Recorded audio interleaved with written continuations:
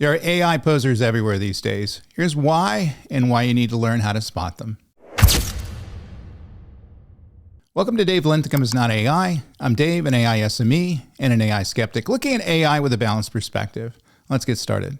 So AI has become a cultural shortcut for smart, modern, and valuable, which makes it especially attractive for people who want credibility faster than they can earn it. Because the technology is complex, fast-moving, and often hidden behind polished demos, it's easy to sound competent than to be competent, particularly to audiences without deep technical context. Add in hype-driven media cycles, fear of missing out, and organizations under pressure to do AI, and you get a perfect environment for exaggeration. The result is a growing number of AI posers who overstate skills, misrepresent experiences, and sometimes rise into leadership or influencer roles. And we're going to talk about them.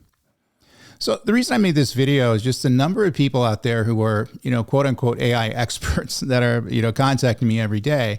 And obviously, you kind of get beyond the initial facade and get down to what they actually know. They kind of fall apart fairly quickly, especially with, some of these executives in some of these high-tech companies.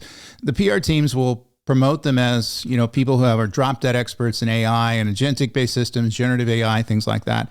And when you talk to them, you realize that they don't understand anything beyond a few little buzzwords. In fact, in many cases, if I'm engaged to interview them, they won't talk to me unless there's solid talking points that I need to follow, or else the PR folks will absolutely, wail on me. And this is a bit of a concern to me, because if all these people are out there pretending to be AI experts and are holding positions of authority and power, they may be making many mistakes that these organizations don't understand they're making, because while these folks seem credible, they're not credible. And ultimately, they know little about this technology and how to strategically use it.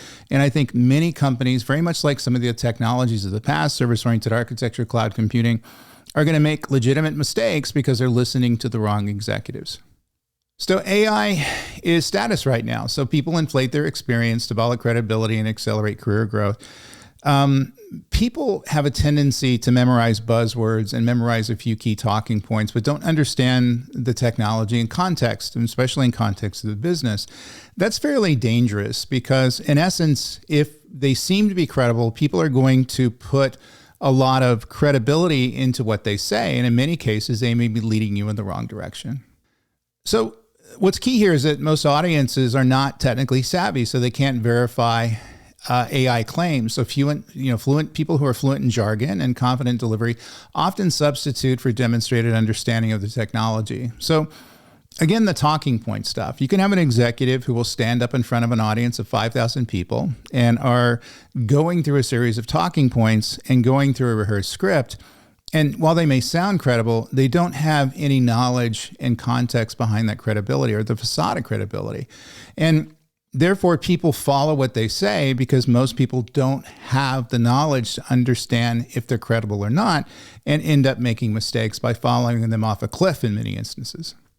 So social media rewards certainty and, spectacle. So exaggerated takes outperform nuanced explanations that admit limits and risks. So I notice this as well. So in other words, when I talk about the trade-offs of AI, like agentic AI or generative AI, those have a tendency not to get hit as much as the times where I'm talking about the benefits of the technology and not talking about the deficits. And the reason why is we have a tendency to follow the hype. We want to hear about successes. We want to hear about the great ability of this technology, typically not the trade-offs. That's not kind of, sexy talks for many technologists out there.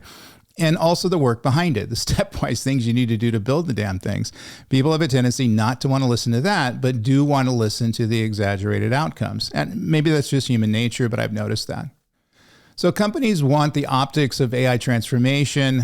So they sometimes promote storytellers who can sell a vision more than builders who can deliver. And I think that's a good way to look at it. In other words, these folks are not dumb.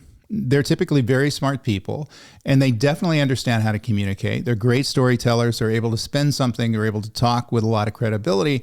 But if they don't have the knowledge behind it and aren't able to do the work, then they're not going to lead them to success. And for some reason, we give credibility to people who tell a good story, versus people who can actually build the stuff on the back end. I've noticed that for the last 30 years I've been in this profession.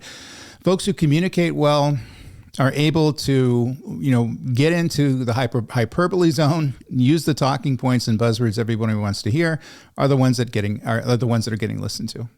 So the problem is they become very powerful people in business and make dumb decisions that cost the company many millions. And this is the reason we need to be wary of these people, because in many cases, they seem credible to the audience that's listening to them within the company. And even you hear it sometimes, you go in and talk to them, well, that guy's a genius. Yeah, he's been delivering on our AI strategy for the last 2 years. And you get in to talk to this genius and they don't really understand and can't answer questions that are fundamental to how their strategy is going to be executed. And that's dangerous because they're pointing the company in a direction that's going to be running them off the cliff. And we saw this movie before. We saw it with cloud computing. When cloud computing started to arise, many folks, consulting organizations, executives jumped in front of the parade, and they got an air of credibility about them in terms of their ability to steer the use of cloud computing systems to the benefit of the business. And what they found out fairly quickly is that they didn't know what they were doing. They pushed the hype. They pushed people to, like, for example, lift and shifting everything into AWS or Microsoft or Google.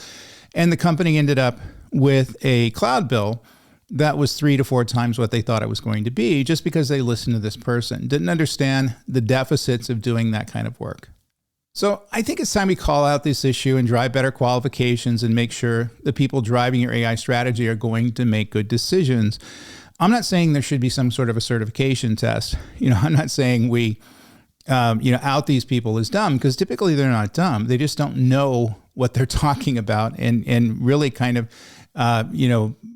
asserting false credibility that people are, taking as truth.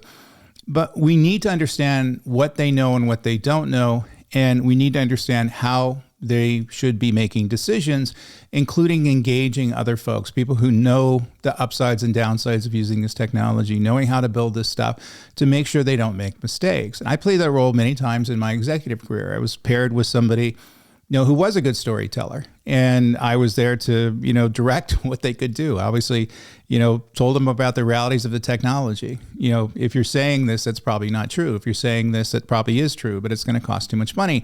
All these things that people don't want to hear about, the downsides of using technology. But the reality is, unless you consider the upsides and the downsides together, you're not going to have a viable solution for the business.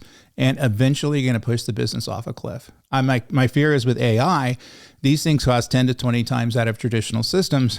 And so many mistakes made where they're misallocating resources to chase a recommendation that a good AI storyteller is telling without the context and without the understanding, they're going to make the business go under. Well, anyway, let me know if you agree with me or not, whether this is something you see in the market as well. Don't forget to like and subscribe and check out my other videos on this channel. Also, check out my Cloud Computing Info World blog. Also, my 100+ LinkedIn learning courses. And of course, my generative AI architecture course out on Go Cloud Careers. And finally, my latest books, Unlocking the Power of Cloud and An Insider's Guide to Cloud Computing. So until next week, stay very, very safe. The magical YouTube algorithm thinks this is another one of my videos that you should watch next. Take care, guys.